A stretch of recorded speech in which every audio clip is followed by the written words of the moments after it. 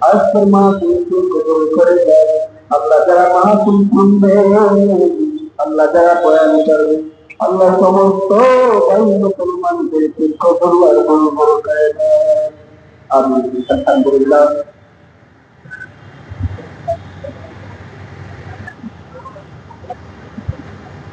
আলহামদুলিল্লাহ। ধন্যবাদ। লক্ষ্য করেছিলেন মার্কাজুল কোরআন মাদ্রাসা বাড্ডা আজকে 24 নভেম্বর 2025 রোজ সোমবার। আজকের মাহফিলে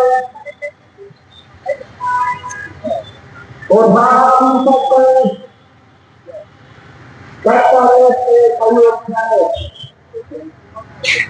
আজকের মাহফিলে